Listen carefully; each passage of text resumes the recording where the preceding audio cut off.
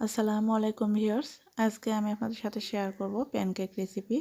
এই প্যানকেকগুলো বানানো কিন্তু খুবই সহজ আর ঝটপট বানিয়ে নেওয়া যায়। বাচ্চাদের টিফিনেও কিন্তু দিয়ে দিতে পারবেন আর খেতেও কিন্তু অনেক ভালো লাগে। তো আশা করছি আজকের এই প্যানকেক রেসিপি আপনাদের কাছে ভালো লাগবে।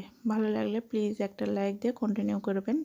আর আপনারা যদি আমার চ্যানেলে নতুন হয়ে থাকেন তাহলে প্লিজ চ্যানেলটিকে সাবস্ক্রাইব করে পাশে থাকা বেল আইকনটি প্রেস করে রাখবেন। আর যারা অলরেডি করে দিয়েছেন তাদেরকে অসংখ্য ধন্যবাদ। তো প্রথমে এখানে একটা বাটিতে আমি নর্মাল টেম্পারেচারে থাকা একটা ডিম নিয়েছি। ডিম যদি ফ্রিজে থাকে অবশ্যই 1 ঘন্টা আগে বের করে নেবেন। হাফ কাপ চিনি দিয়ে দিয়েছি। এখানে চিনিটা আমি পাউডার করে নিয়েছি ব্লেন্ড করে। চিনিটা অবশ্য কমিয়ে বাড়িয়ে নিতে পারবেন। 1 চা চামচ দিয়ে দিলাম ভ্যানিলা এসেন্স। এখন একটা হ্যান্ড উইক্স অথবা কাঁটা চামচ দিয়ে এই ডিমটা ফেটিয়ে নিতে হবে আর চিনিটা যেন সম্পূর্ণভাবে গলে যায়। তো আমি চিনিটা কিন্তু খুব তাড়াতাড়ি গলে যাবে কারণ আমি পাউডার করে নিয়েছি। তো আমি কাঁটা চামচ দিয়ে করে নিচ্ছি সুবিধার্থে। তো আপনাদের সুবিধা অনুযায়ী আপনারা ডিমটাকে ফেটিয়ে নেবেন। তো ডিমের কালার যখন চেঞ্জ হয়ে এসেছে এ পর্যায়ে আমি তেল দিয়ে দিলাম 1/4 কাপের মতো। এখানে সয়াবিন তেল দিয়ে দিয়েছি। তারপরে আবারও একটু ফেটিয়ে নিচ্ছি। খুব ভালো করে মিশিয়ে নিতে হবে। তো দেখুন খুব ভালো করে মিশিয়ে নিয়েছি। কালারটা কিন্তু চেঞ্জ হয়ে গেছে।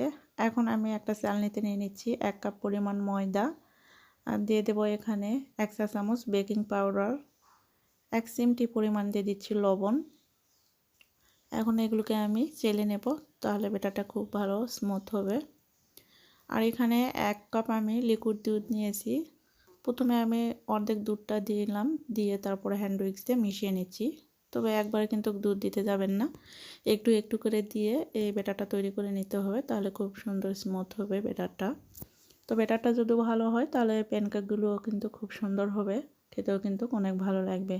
তো আমি আবারও একটু দুধ দিয়ে আবারও হ্যান্ড উইক্স দিয়ে মিশিয়ে নিচ্ছি। তো একটু সময় নিয়ে কিন্তু এই কাজটা করে নিতে হবে। তো দেখুন আমার ব্যাটারটা কিন্তু হয়ে গেছে, একদম স্মুথ হয়েছে। এখন একটা গোল চামচ দিয়ে আপনাদেরকে দেখিয়ে দিচ্ছি যে এটার ঘনত্বটা ঠিক কীরকম হবে।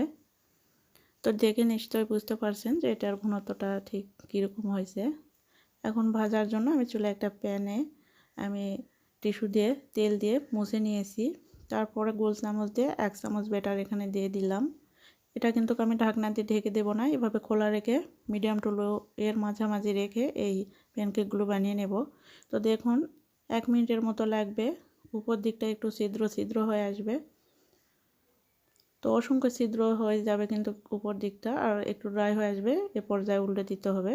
তো দেখুন উল্টে দিয়েছি আর এই পাশটায় কিন্তু লাল হবে আর অপর পাশটা ঠিক এইরকমটা হবে। তো একটা প্যানকেক আমার হয়ে গেছে, আমি তুলে নিলাম। আমি আরও একটা প্যানকেক বানিয়ে দেখাচ্ছি।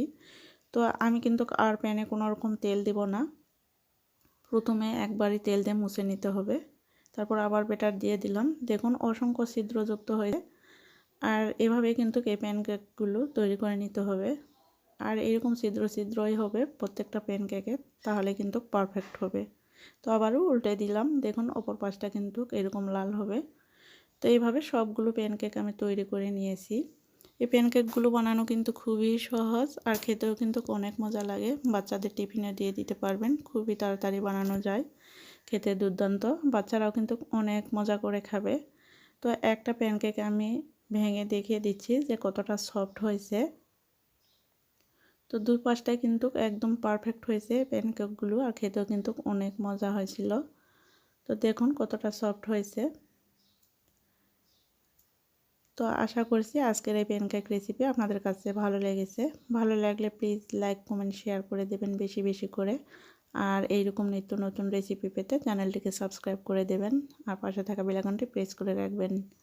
আজকে এখানে বিদায় নিচ্ছি। সুস্থ থাকবেন, ভালো থাকবেন। আল্লাহ হাফেজ। আসসালামু আলাইকুম।